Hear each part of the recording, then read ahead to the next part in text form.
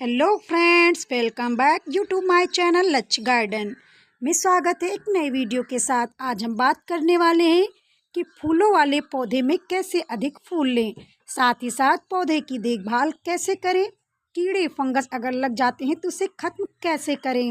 अगर video useful लगे तो एक लाइक ज़रूर करना, चैनल को सब्सक्राइब करना, जिससे हमारे वीडियो का नोटिफिकेशन आप तक मिलता रहे। पहले हम बात करते हैं, अगर आपका त्रिशूला का पौधा घना हो चुका है तो उसे प्रूनिंग कर दें, यानी कि पौधे की छटाई कर दें ऊपरी भाग से।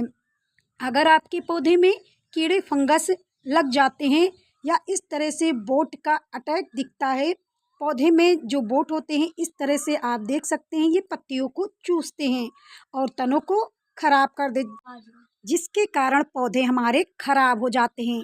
इसके लिए बोर्डो पेस्ट का इस्तेमाल कर सकते हैं।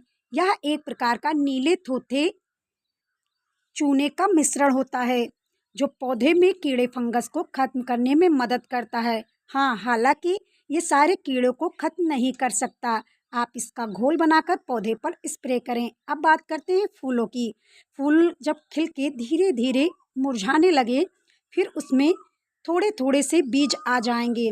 बीज आने से पहले फूलों को ना तोड़ें। ये बिल्कुल सूख जाएं, तब आप इनके बीजों को पौधे से हटा लें। अगर आप इनका बीज बनाना चाहते हैं, अगर बीज नहीं बनाना चाहते तब आप इनके फूलों को पहले ही हटा दें। ये बीज बहुत छोटे होते हैं और इन्हें तोड़कर सुखा कर रख लें और फिर जब भी इनके बीजों को बोना चाहें, बोकर नए पौधे उगा सकते हैं।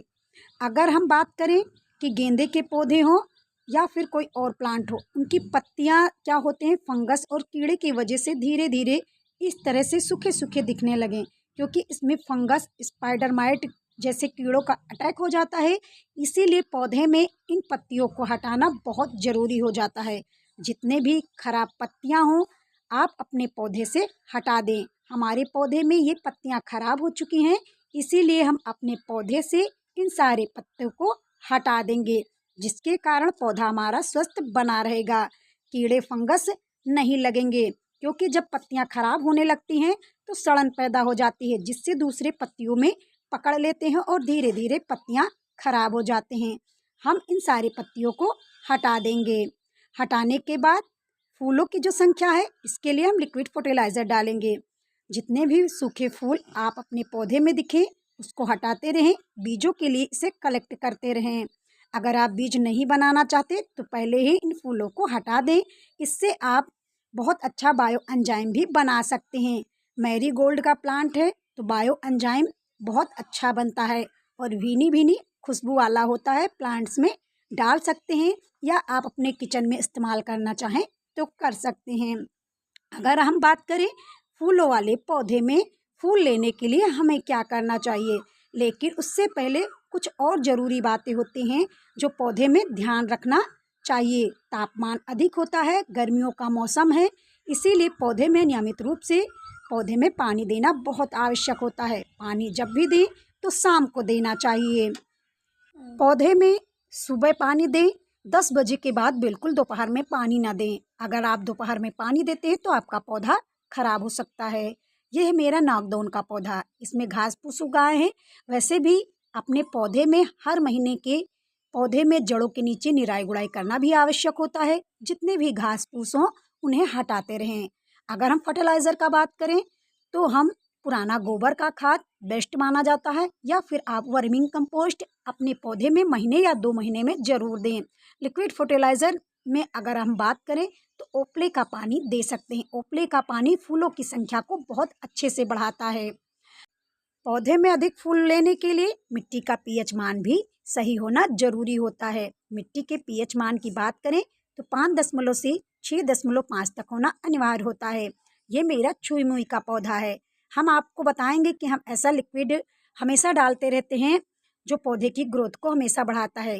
किचन से निकला हुआ छिलका जो होता है उसका आप लिक्विड बना सकते हैं। फल फ्रूट का लिक्विड भी बना सकते हैं, जिसमें फूलों की संख्या बढ़ जाती है, चाहे वह गुड़हल का हो, मोगरा का हो, चंपा का हो, बेला का हो, सारे प्लांट में इसका उपयोग कर सकते हैं। ये मेरा पुटुलुका है, देखने में बहुत खूबसूरत है और मैंने कई वैरायटी का पुटुलुका लगा रखा है। अब हम बात करेंगे कि लिक्विड फर्टिलाइज़र आप घर पर केले के छिलके, पपीते के छिलके, तरबूज के छिलके, खरबूजे के छिलके, ऐसे कई छिलके होते हैं जिसका आप लिक्विड बनाकर पौधे में हमेशा डाला करें। ऐसा करने से आपके पौधे की ग्रोथ होगी, पौधा घना भी होगा, साथ ही साथ फूलों की संख्या भी आएगी। अगर आपके पौधे में फूल बड़े नहीं आते तो आप कैल्शियम का इस्तेमाल ज़रूर करें। अब हम लिक्विड फर्टिलाइज़र आज बना रहे हैं पपीते का। यह पौधे को ठंडक रखता है, साथ ही साथ इसमें पोटेशियम, फास्फोरस जैसे कई ऐसे खनिज तत्व पाए जाते हैं जो पौधे की ग्रोथ को बढ़ाते हैं।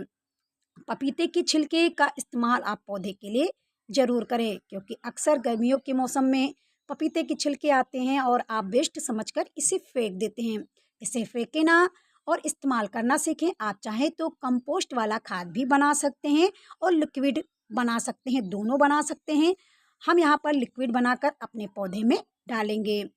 और पपीते के छिलके अगर आप ले रहे हैं तो आप इन्हें चाहे तो टुकड़ों में भी काट सकते हैं। टुकड़ों में काटने से जो इसमें पोषक तत्व होंगे वो पानी में अच्छी तरह से घुल जाएंगे, तब पौधे में डालने के लिए आसानी होगी। और यहाँ पर हम ले रहे हैं यूज की हुई चाय पत्ती। यूज की हुई चाय पत्ती में हमेशा नाइट्रोजन की मात्रा अच्छी होती है और हमेशा आप अपने पौधे में डाला करें। जब भी आप चाय बनाते हैं तो इन्हें फेंके ना, इसे 2-3 बार धो लें, उसके बाद इसका इस्तेमाल आप पौधे में करें। सुखा कर रख लें। जब भी आप इसे डायरेक्ट मिट्टी में भी मिला सकते हैं, इसका लिक्विड भी बना सकते हैं। पपीते के छिलके की बात करें तो आप इसे कीड़े फंगस को भी खत्म कर सकते हैं। इसके घोल को आप पौधे पर स्प्रे करें, कीड़े भी नहीं लगेंगे पौधे में। हम केले के छिलकों का भी इस्तेमाल कर सकते हैं। हमने लगभग 10 दिन पहले केले का छिलका का इस्तेमाल कर लिया है। अब हम पपीते के छिलके का इस्तेमाल करेंगे। पपीते के छिलके को भिगो देंगे और यूज की हुई चाय पत्ती को डालेंगे, उसमें एक टुकड़ा गुड़ को डाल देंगे। गुड़ बहुत अच्छे से क्रिलिंत हो जाता है और लिक्विड फर्टिलाइज़र बन जाता है। इसे हम 2-3 दिन के लिए ढककर रख देंगे। 2-3 दिन बाद देखेंगे तो इसका कलर पूरा चेंज हो जाएगा। चाय पत्ती जो है उस पर इस तरह से लेयर जम जाएगी। अब हम यहाँ पर सादा पानी लेंगे लगभग इसका 5 गुना और इसे अब छान लेंगे। छानने के बाद जिस भी पौधे की ग्रोथ नहीं बढ़ रही है, फूलों की संख्या कम आ रही है, उस सारे प्लांट में हम इस लिक्विड फर्टिलाइज़र को डालेंगे। जब भी आप फर्टिलाइज़र इस्तेमाल करते हैं तो 15 दिन के अंतराल में इस्तेमाल करें। इसे छानने के बाद जो भी पपीते और इसकी चाय पत्ती बच जाती है उसे कंपोस्ट खाद बनाने के लिए करेंगे। और जिस भी पौधे में आप डाल रहे हैं लिक्विड फर्टिलाइज़र, एक दिन पहले उसके नीचे निराई गुड़ाई अच्छे से कर लें। उसके बाद कम से कम 100-200 ml हर प्लांट में आप डाल दें। सारे प्लांट में डाल सकते हैं। अगर आप वेजिटेबल वाली सब्जियां लगा रखे हैं तो उसमें भी डाल सकते हैं, या बेलदार सब्जियां हों उसमें भी इसका इस्तेमाल कर सकते हैं। सभी प्रकार के पौधे में ये बहुत अच्छा काम करता है।